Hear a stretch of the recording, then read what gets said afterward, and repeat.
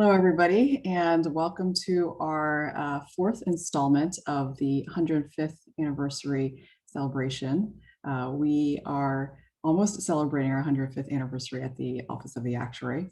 And part of that, we've been interviewing our past chief actuaries. So with us today, we have Bob North. Bob North served from 1990 to 2014 officially, and then he continued on as a consultant until 2015 when I arrived. There was actually a couple weeks in there, Bob, right, that we did not have a chief actuary. So that's right. My contract ended on April 30th, and you didn't show up until the middle of May. So yes, it caused a couple of problems in terms of certifying benefits and so forth. Yeah. So thank you for taking time out of your retirement to talk with us today, Bob. My pleasure. You noticed that you gave me an excuse to get dressed up, which I haven't done in years. Especially in this Zoom world that we're in today, right? So, I have been working with just one mayor so far in my term. Excitingly, maybe a second one very, very soon next year. So during your time as chief actuary, who did you work for? What mayors did you work with? I worked in the administrations of David Dinkins, Rudy Giuliani, Michael Bloomberg, and just a little bit of Bill de Blasio. Yeah, so we had a crossover with Bill because that's who I'm working with right now. And so you've worked for quite a impressive list of mayors. Yes, and each of them had their interesting issues during their tenures. David Dinkins came in with lots of big ideas on what to do and was immediately faced with budget crises. Mm-hmm. And it seemed like budget crises were something that happened like from OMB's viewpoint, every year, but basically every few years. Yeah. So tell us a little bit more about your time as chief actuary. Well, the first thing that I, like about what my tenure had is that I wanted the Office of the Actuary to be a separate agency. At the time, we were housed administratively within NYCERS, and we were on the 12th floor of 40 Worth Street, which was one floor below teachers and 4 floors below NYCERS. But I thought it would be good for the agency to be separate, and we managed to get that. So that, I think, is one of the most important things that happened, because we got a little bit more independence than we had before. Over the course of my tenure, probably one of the biggest things I feel good about is I tried to introduce some of the ideas of financial economics into the dialogue, that the value of pensions, of defined benefits, is tremendous, which everyone knows, but it's hard to quantify. And lower interest rates makes defined benefits look an awful lot better than defined contributions. The firefighters always hang around the firehouses and talk about this, and they know all about it. So they were easy to convince. But I actually, probably the biggest thing is that I took the role of chief actuary as the way it's referenced statutorily, technical advisor to the boards. And I took that in a very broad sense. So I would comment on benefits, funding, investment, the time of day.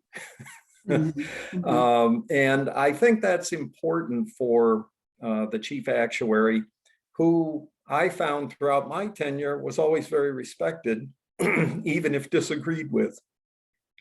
Yeah.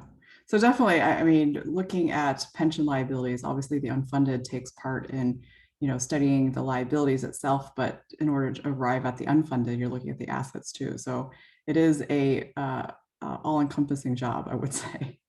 And in regards to, making the agency independent, that's something that was very important. That is still, we hold to heart today, that we are an independent agency and we don't work just for the mayor or just for the union. So that is something I appreciate that you did. Thank you very much. And obviously your work with the financial economics, in the profession has led to some of the many iterations afterwards, but even some of the ASOPs, the actual standards of practice that our profession uses, does point to some of the work that you did back then. So very important. So now, And we'll tell us see. about, sorry, go ahead. I was going to say, we'll see whether or not the profession actually moves ahead Yeah. with some of the disclosure requirements on financial economics. But I think just having the discussion and getting people to better appreciate that defined benefits are really valuable and they're worth preserving. And because they're valuable, they can be expensive. And so people understanding the implications just makes them better decision makers. So I got a lot of grief for it over the years, and probably will get grief in the future, but hopefully some good will come out of all this someday. TBD, right? So, let's switch gears a little bit and tell us what you've been doing since 2015 when you retired.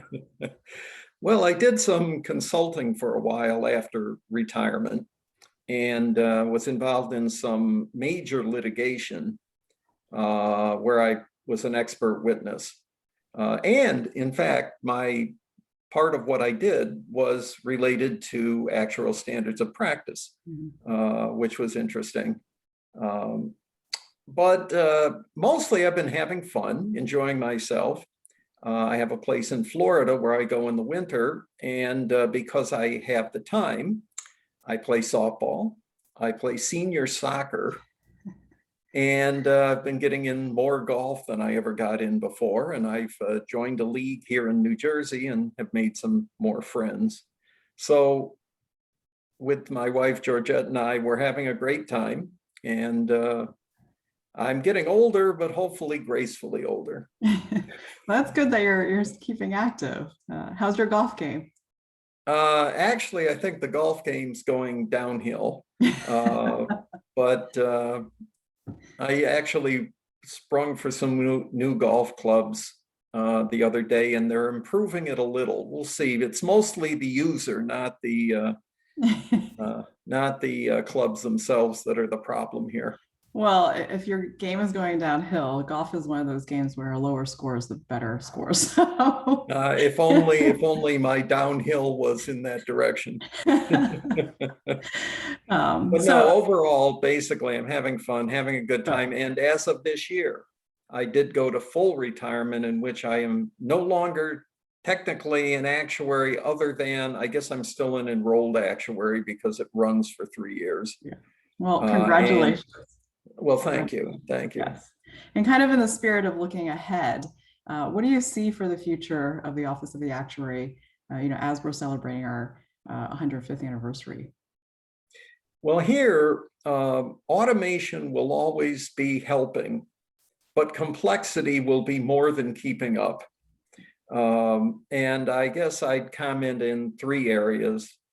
With respect to benefits and benefits certification, ideally someday the retirement systems will take it over, but even if they do, because of the constant changes in law, the constant changes in including chapter laws, which affect individuals, keeping track of the details and making sure people are paid exactly what they're supposed to be paid is vital. It's important. And the actuary's office historically has been kind of the final word on what to do in some of these crazy cases. Well, short of the law department, yes, who seem to think that they're involved with the law. But no, the actuary's office has always played an important role. With respect to funding, the actuary is the voice to whom everyone goes. It will always be the case that the city wants lower contributions. The unions want lower contributions.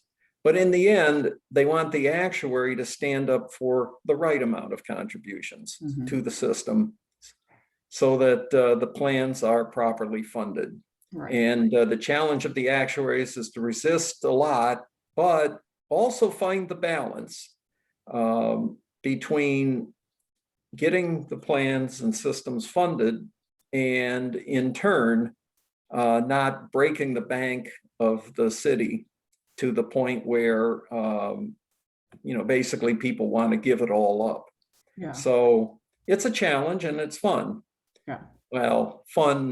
Fun is one word to describe the I job, see right? that got a smile out of you. I would use And finally on stressful there too. investments, Yeah. finally on the investment policy side, I think the actuary has a lot to say and to offer there because assets and liabilities are somewhat mismatched. We take quite a bit of risk with the assets, but the benefits are really bond-like and they pay out a steady stream every year and you've got to cover it. And that mismatch of assets and liabilities is something, it's good to remind the board now and then that yes, you can mismatch your assets and liabilities. It just means you're going to take risk and understand that risk and be willing to consider the implications of things not necessarily going well. We've been rather fortunate for the last decade or so that the equity markets have been doing well, but someday they might not. And when they don't, the actuary has to be prepared to say, well, now it's time to put in some more money. And if you have investment policy that is willing to take the mismatch, it also has to be willing to take the implications. Right. And the actuary who understands the maturity of our plans, which, as you know, means that we have a lot of retirees, we have a lot of committed benefits, and fewer actives relative to retireds than average plans. We have to be prepared and have to be willing to remind people of what it is they're dealing with financially. And so between benefits, funding, and investment policy, the actuary has a few things to keep her busy these days. Like I always say, I summarize the job, my job and my duties as always making sure that the money's there when the promise is due. So, and you talk a little bit about the investment policy and trickle into, how funding is important for it to make sure that the money is there. So I think, funding policy is one thing that should be explored and should be revisited once it is adopted. So that's very important. And kind of, looking into the future as well, what do you see your legacy as chief actuary? Well, besides getting the office established as a separate office, which may be the single most important thing I ever did, I think I introduced some new ideas during the course of my tenure. The discussions of financial economics and the relationships of the finances and economics of the benefits compared with the obligations of the benefits compared with the assets and their characteristics. I also think that as an office, we did some things actuarially that were kind of ahead of their time. I reduced the discount rate to 7% way back in the year 2000, I think it was, way ahead of everybody else. And I knew I needed to go there. The rest of the world is finally beginning to catch up. I think they may have caught up now. Also introducing the idea of something other than a fixed rate of implementation of changes in the asset valuation method, something that tries to be reflective of hopefully the economic condition of the city, where if you have a downturn, the impact on the contribution requirements of the system don't immediately go up when the city's budget is most stressed, but go up later when things get better. And introducing that I thought was pretty interesting. So to be remembered, I hope one, we got the office separated. And then two, I did some different and interesting things that I hope were positive to the long-term success and funding of the systems. Yeah.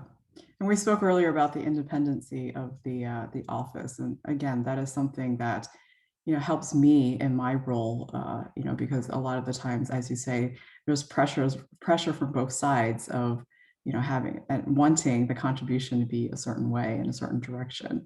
So that the fact that our agency is independent does get used and reminded of other people. So reminded to other people sometimes to make sure that, like you said, it's making sure that the contributions should be the way that we think they should be to fund the benefits. So, and yeah, the discount rate was lowered around 2010 to 7%. And there is a current proposal right now to lower it to 6.8%. So they're TBD on that proposal, but there is a proposal out there to further lower it. Very good. I just to harass you a little, I was hoping to go to 6% way back in a few years ago. One step at a time, Bob. One step at a time. See, you're in many ways, you are wiser on the political end of it than I am. And in the long run, you accomplish what needs to be done, is get the system funded and secure for the retirees. I enjoy getting my check every month and appreciate that you're taking care of me. Yeah. And the 7% that you lowered it to is actually still, I believe, under the national average. I haven't checked lately, but I thought it was in the 7.35% range is the average. So 7% is definitely still under the average, which is good. And lastly, the question I'll ask you, I remember when I was first given the job offer, believe it or not, almost 6 years ago, over 6 years ago when I got the offer. And one of the people that I reached out to was you. And I remember that you did give me one piece of advice. And that piece of advice was that, learn to shut down work. Like it's just you had warned me that this job is it's going to be nonstop. And if I wanted to, I could probably work 24 hours in a day because that's how demanding this job is. And your advice to me was just for my own wellness to be able to, when I leave the office, to really leave the office and have my own time. So I still remember that piece of advice today. But if you were to share some advice or lessons learned with future actuaries or aspiring future actuaries, what would you tell them? Well, first, I'd say keep up the good work. I left you with a lot of issues for a couple of reasons. One, well, I didn't want to, but I focused primarily during my tenure on technical things. And I unfortunately had to leave quite a few things back on your plate when you arrived because we were understaffed. In spite of the fact being, quote, independent, there are still budget issues, there's difficulty recruiting, et cetera, et cetera. And I commend you for having, one, put up with what I left you, and two, for having gotten a lot of it solved, and for getting the staff advancing. There were some good young people coming in when I left, and I see several of them have become professional actuaries. They're associates, and I think you have a fellow out of the group now. Mm-hmm. And this is terrific. So keep that up. Keep up the good work, and you've been, I think, taking a wider view in the sense of making sure that not only is the technical work done well, and the staff is obviously always been key to that, but they need the guidance. You've also made sure that the office itself, the management of the office, is good. And so that's good. You're a great leader from what I can see from a distance. Thank you. For both you and the future, I think one of the things you've done that's great is you've also gotten involved more with the profession. I wrote a couple of papers. I harassed people about financial economics, but you've done more in terms of helping the office of the actuary get recognition beyond the city of New York. And I encourage all future actuaries to do more like you have. Mm-hmm. So between continuing to run the office in a way that not only makes the office produce real good work and get the respect of the people within the city, expanding the recognition of the office beyond the city by your professional participation, I think is very, very helpful. And so my primary advice for the future for you and for future actuaries is keep up the good work. You're being a model of what I think a chief actuary should be. You're filling in where I think I had deficits. I could have done better at managing. I could have done more in the profession, and could have caught up, done more than just technical work. And so I commend you for it, and I encourage you to pass that on to the next generation of chief actuary 50 years from now when you retire. 50 years. That's a tall order, Bob. Well, you got to admit, it's a big job. It's an important job, but I found it was always, in spite of the stresses, an enjoyable job. And I hope you are. I hope you're enjoying it, and I hope you stick with it for many years. Yes. Well, thank you, Bob. Thank you for taking time out. I don't want to take too much more of your retirement. So, we'll talk again. Thank you very much. Okay. Thank you, Sherry.